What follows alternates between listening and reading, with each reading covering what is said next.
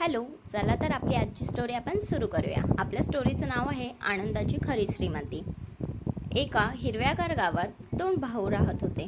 मोठा भाऊ खूप श्रीमंत होता. त्याच्याकडे मोठा बंगला, भरपूर शेती, गाड्या, नोकर चाकर आणि पैशांची कमतरता नव्हती. धाकटा भाऊ मात्र साधं जीवन जगत होता. छोटंसं घर, छोटीशी शेती आणि कष्टाची कमाई एवढंच त्यांचं धन होतं. दोघेही मेहनती होते, पण त्यांच्या विचारांमध्ये खूप फरक होता.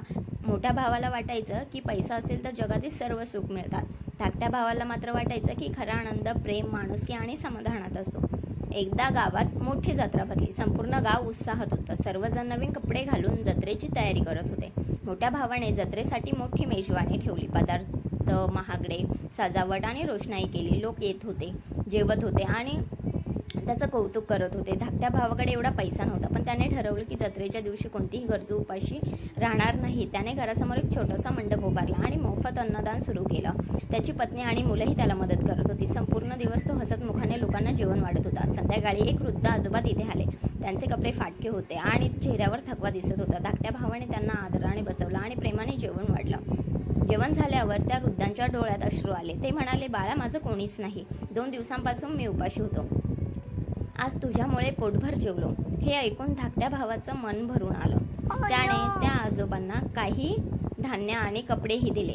आजोबा आनंदाने निघून गेले. काही दिवसांनी गावाभर मोठं संकट आलं. मुसळधार पाऊस पडू लागला. नदीला पूर आला. अनेकांची घरं आणि शेती पाण्याखाली गेली. मोठ्या भावांचंही खूप नुकसान झालं. त्याच्या गोदामातली धान्य वाहून गेलं आणि शेतीचं मोठं नुकसान झालं. तो खूप निराश झाला. त्याला वाटलं आता कोणीच मदत करणार नाही. पण दुसऱ्याच दिवशी गावातील लोक त्याला मदतीला धावून आले.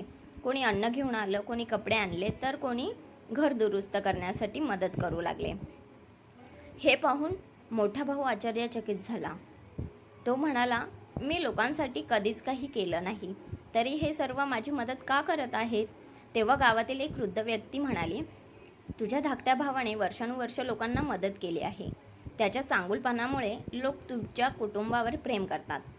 आज तेच प्रेम मिळत आहे. मोठ्या भावाच्या डोळ्यात पाणी आलं. त्याला समजलं की पैसा माणसांना जवळ आणत नाही, पण चांगुलपणा आणि प्रेम कायमची नाती निर्माण करतात.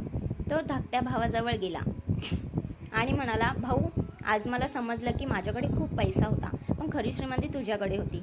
धाकटा भाऊ हसला. तो म्हणाला, आपल्याकडे किती पैसा आहे यापेक्षा आपण किती माणसं कमवली आहेत हे महत्त्वाचं असतं. त्या दिवसापासून मोठ्या भावानेही गरजूंना मदत करायला सुरुवात केली. हळूहळू त्याच्या आयुष्यात पुन्हा आनंद परत आला. कारण आता त्याच्याकडे फक्त पैसा नव्हता, तर लोकांचं प्रेम, आदर आणि आशीर्वादही होता.